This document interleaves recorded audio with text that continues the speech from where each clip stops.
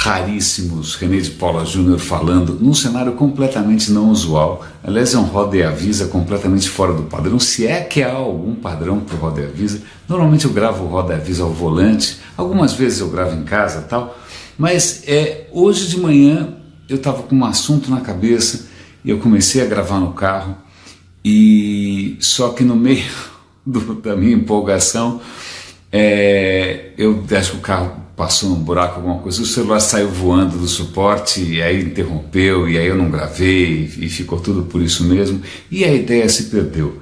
Para minha alegria, eu acabo de receber uma mensagem pelo próprio Facebook comentando de um post que eu fiz hoje no Radinho de Pilha, que é um podcast diário, é uma sarna que eu arrumei para eu mesmo me coçar, né, uma obrigação que eu criei para mim mesmo, né, de estar sempre compartilhando e aprendendo coisas novas. Então eu fiz hoje um post no Radinho de Pilha, que foi o que me inspirou a fazer esse post interrompido do Roda e Avisa, e puxa, graças a esse comentário que eu recebi agora, super querido, eu acho que vale a pena retomar a ideia. E a ideia é mais ou menos a seguinte: eu tive na Singularity University em 2011, tá? Eu acabei me certificando, trabalhei em vários projetos com eles, etc. e tal. Mas eu me lembro, quando eu estava na própria Singularity, aquilo não estava me descendo muito bem. E eu lembro que num certo momento eu virei para a figura mais carismática do planeta, que é o Salim Ismail, e falei: Salim, tudo isso que vocês estão mostrando para a gente é sensacional, é maravilhoso, né? Mas a gente está no Vale do Silício, onde você abre a torneira, sai recurso, né? Onde você olha para o lado, tem desenvolvedores, tem infraestrutura, que tudo funciona, que tudo é maravilhoso, né? Como é que a gente vai realizar qualquer tipo de inovação, ou seja, o que for, lá em casa, né? Eu vou voltar para o Brasil, aquele cara vai voltar para a Espanha, fulano vai voltar não sei para onde. Como é que vocês deveriam estar capacitando a gente para ser agentes de mudança dentro do nosso próprio contexto, sem essas condições extraordinárias? Bom, volta para agora.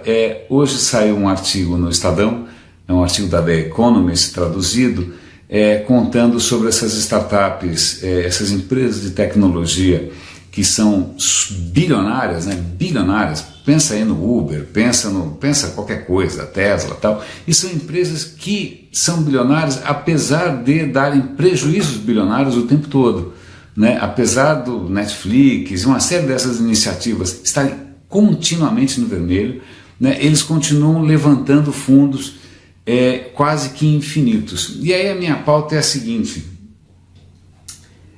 quando você tem um negócio e surge uma startup dessas, uma inovação disruptiva dessas, você está concorrendo com uma tecnologia melhor, ou simplesmente você está concorrendo com alguém que tem recursos infinitos?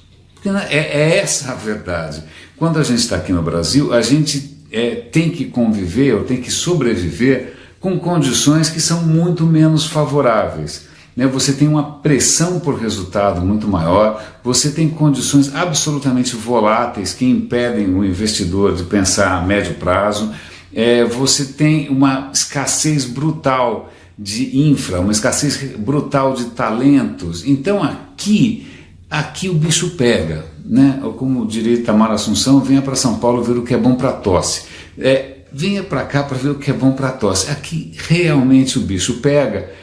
E lá do outro lado você tem empresas que talvez a sua principal fortaleza, a sua principal força, né, aquilo que é realmente disruptivo, não é a tecnologia ser melhor ou pior, as pessoas serem melhores ou piores, eles serem mais ou menos inovadores, é simplesmente o fato de que eles têm recurso infinito. É uma concorrência desleal. É uma concorrência desleal não só porque os caras têm muito mais dinheiro, mas porque eles estão crescendo num ambiente ou num contexto que é completamente singular. Aliás, eu acho que a única coisa que a Singularity devia chamar Singularity não é por causa da singularity do Kurzweil, é por causa da singularidade absoluta das condições em que o Vale do Silício envolve qualquer iniciativa. São condições completamente singulares e praticamente irrepetíveis. né? Você pode ler todos os livros, seguir todas as cartilhas, seguir à risca todas as metodologias, que são fascinantes, claro que são, mas fora de lá, meu caro, a vida é muito diferente. Então isso fica para a gente pensar um pouquinho até que ponto a gente, na verdade, tem enrolado praticamente um culto, né? O cyberotimismo está virando praticamente um culto messiânico, que nós vamos ser salvos pelas inovações maravilhosas, como se a tecnologia por si só pudesse nos salvar, né? Mas na verdade o que tem de realmente milagroso, né, é esse paraíso onde o recurso é praticamente infinito, onde a pressão por resultados é de uma paciência praticamente divina, né? É sobrenatural. É com isso que todos nós, ou vários negócios inclusive, têm que concorrer, né? Com gente que pode perder dinheiro infinitamente, né? O YouTube pôde perder dinheiro por um tempo inacreditável, o Twitter pôde ficar no vermelho por um tempo sobrenatural. Várias empresas, a Amazon pôde se dar o luxo de ficar no vermelho por alguns anos para poder crescer depois, né? A questão é que o que sustenta isso não são só essas condições absolutamente excepcionais do Vale do Silício, condições com as quais a gente não conta, né? Por mais que, sei lá, os cubos do Itaú e do Google e do Bradesco tentem paparicar a rapaziada, mas é outra história, né? Mas, na verdade, acho que agora me perdi. Eu pensei nessa história do local aqui, eu acabei de perder um pouco o fio da meada, o que é relativamente raro. Mas acho que o principal dessa história aqui é a gente repensar até que ponto a gente está venerando Elon Musk, venerando um e outro, venerando, cultuando, né, como se os caras fossem absolutamente geniais. E você fala, cara, eles são os geniais até a página 3, é que eles nasceram no lugar e na época em que é possível gente carismática, são sempre esses caras carismáticos, né, super carismáticos, que conseguem encantar investidores que não têm onde enfiar o raio do dinheiro, não tem dinheiro pra caramba sobrando, e aí investem nesses caras, mesmo que racionalmente a perspectiva de ganho, de retorno desse investimento seja muito questionável. Então os Elon Musk da vida, os Netflix, os Airbnb e vários outros negócios, eles contam com essa simpatia desses investidores que se encantam com esses líderes carismáticos e muitas vezes visionários e realmente sedutores, e aí é com isso que a gente está lidando. Então, legal, não estou tirando o mérito dos Elon Musk, os caras são inteligentes, a tecnologia dos caras muitas vezes é melhor, mas cara, a tecnologia é a tecnologia que você consegue pagar. Com dinheiro infinito, meu caro, é fácil ter os melhores desenvolvedores do mundo, né? Com dinheiro a rodo, é fácil você contratar os melhores caras. O Google, assim que o Google começou a ganhar dinheiro, ele praticamente começou a sugar todos os cérebros do mercado e todos os melhores desenvolvedores do mundo foram para o Google. Eu até vou contar uma história pessoal, só para exemplificar o quanto isso é concreto. Eu trabalhava no Yahoo, eu entrei no Yahoo numa época em que o Yahoo estava por cima da carne seca, o Yahoo estava super bem, era um império de mídia legal e tal. Assim que eu entrei, o Google começou a aparecer como um trator, né? Aí realmente a gente percebeu a ameaça que o Google era, né? Mas mesmo assim a gente fez planos para o futuro imediato, né? Planos a médio prazo bastante ousados, bastante arrojados, bastante otimistas, tal. Mas o que acontece? A hora que a gente submeteu esses planos arrojados para a matriz, os investidores olharam e falaram: desculpe, mas não.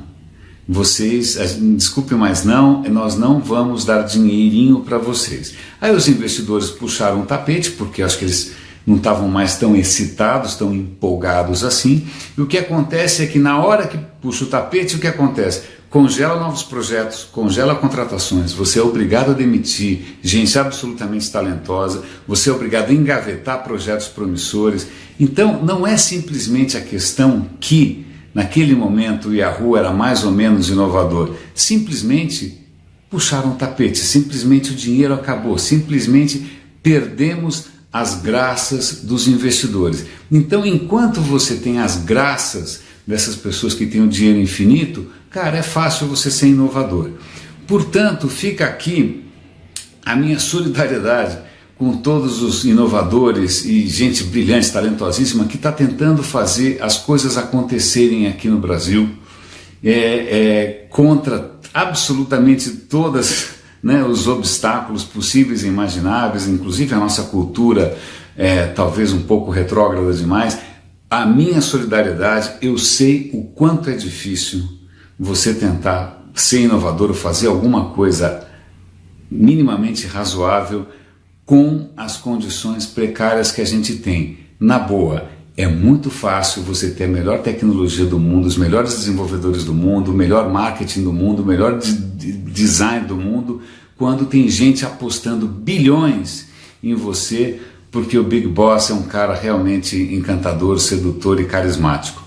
Caríssimos, muito obrigado pela paciência. Espero que essa transmissão tenha ficado com uma qualidade razoável. Estou transmitindo aqui ao vivo no Facebook e vou publicar isso daqui no Roda e Avisa imediatamente. Muito obrigado pelo feedback carinhoso. Eu juro que eu ainda não entendi muito bem por que vocês seguem um cara que não ensina a ganhar dinheiro, porque eu não ganhei nenhum, né, que não ensina absolutamente nada de prático e que sempre grava nas condições mais insólitas possíveis, né? Quando todo mundo faz coisa bonitinha, eu estou aqui praticamente rasgando o meu diploma de radialista da ECA. Raríssimos. Grande abraço para vocês, boa noite e Roda e Avisa.